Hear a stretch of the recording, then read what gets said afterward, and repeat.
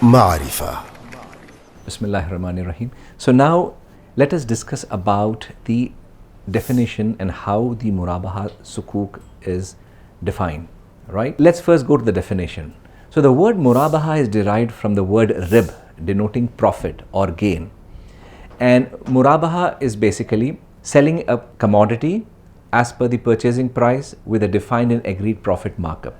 So Murabaha is one kind of a sale in the definition of different kinds of sale in Islamic law. The main feature of the Murabaha is the seller is explicitly and clearly telling the purchaser the amount of profit which the seller is making on the sale transaction.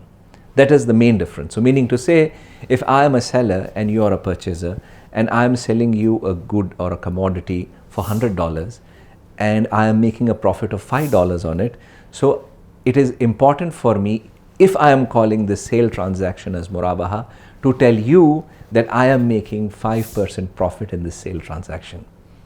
Okay, so this is a kind of a sale in the Islamic commercial law where the seller is telling the purchaser the amount of profit the seller is making on the sale.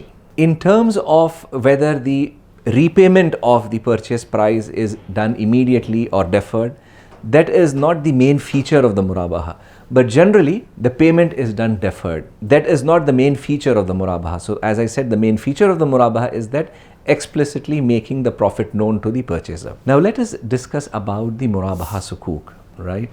So these are certificates of equal value issued to finance the purchase of a goods through a Murabaha contract, right? So this is something which we'll have to understand. So in a Murabaha Sukuk, so how the structure works in a Murabaha Sukuk is, there are three parties as we have understood. So there are investors, there is this issuer SPV, and then there is originator. So the originator basically is sold certain goods and commodities by the issuer SPV. So the investor provides the liquidity to the issuer SPV. The issuer SPV uses that liquidity to purchase a Sharia compliant commodity, adds a profit, and tell to the investors what is the profit issuer SPV is adding, then sells that commodity to the originator. The originator here being the end obligor or the entity which needs the financing.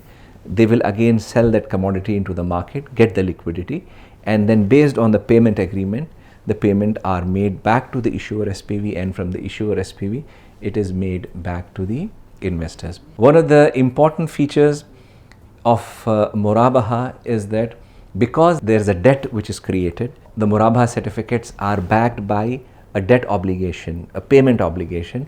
The Murabaha certificates from IOP perspective cannot be traded on an exchange. Okay, so this is one of the main features. Based on other interpretation of Sharia, the same Murabaha certificates, by understanding in Malaysian Sharia analysis, they allow the trading of the Murabaha Sukuk on their exchanges, and they have a huge issuances of Sukuk in the form of Murabaha.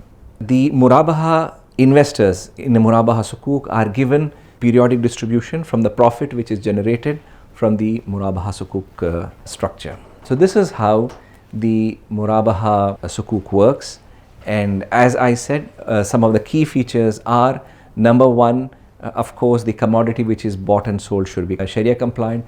Number two, the profit needs to be explicitly known by the investors how much they are making in the transaction. It is also important from the tradability point of view. The scholars from the GCC or the IOF perspective do not allow the trading of the Murabaha Sukuk, but the scholars in Malaysia do allow that, and they have their own rationale and own interpretation with regards to how and why they allow the Murabaha Sukuk tradability. So this is in a nutshell how the Murabaha Sukuk works. And as I said, in terms of the inflow and the outflow, the cash comes from the investors, goes to the issuer SPV buys and sells the commodities to the originator based on the agreement of the structure, on maturity pays back that amount back to the issuer SPV, and the issuer SPV pays it back to the investors on maturity. And during the life, the profit is paid by the originator to the issuer SPV, and from issuer SPV back to the investors. So this is in a nutshell how the Murabaha Sukuk works. Let us talk about the mechanism of Sukuk Al-Murabaha, right? So as we have understood, again, let us take the same example. There are three stages. Stage number 1, which is the inception stage. Stage number 2, during the life of the sukuk. Stage number 3, in case of default, maturity, or early payment. Stage number 1, again, the investors have pooled around $100. The investors have passed on these $100 to the issuer SPV. Now, what the issuer SPV does with this $100 is that the issuer SPV purchases certain Sharia compliant commodities. Currently in the market, these commodities could be precious metals. These commodities could be, for example, excluding gold and silver, other precious metals. These commodities could also be palm oil.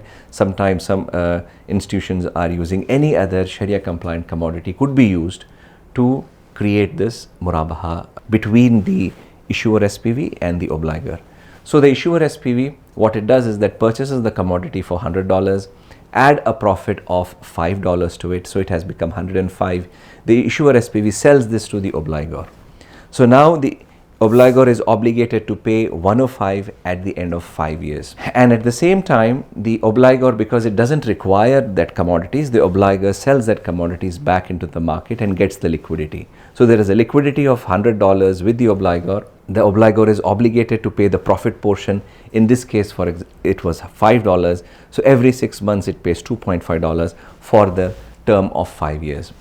In case if there is a default from the obligor, in case if there is of maturity which is at 5 years, or in case if the obligor wants to pay and get out of the transaction, in all these three scenarios, here, because there is nothing to be purchased, right? Because already the commodities have been purchased by the obligor, so there is no purchase undertaking. There is only an obligation which gets created on the obligor to pay back the due amount, which is the $100.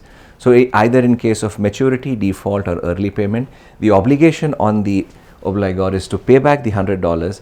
So the $100 comes from the obligor to the issuer SPV, and issuer SPV pays it back to the investor. So in this case, we have also seen how at the inception, during the life, and in the three scenarios which we have discussed, how this whole mechanism and structure works.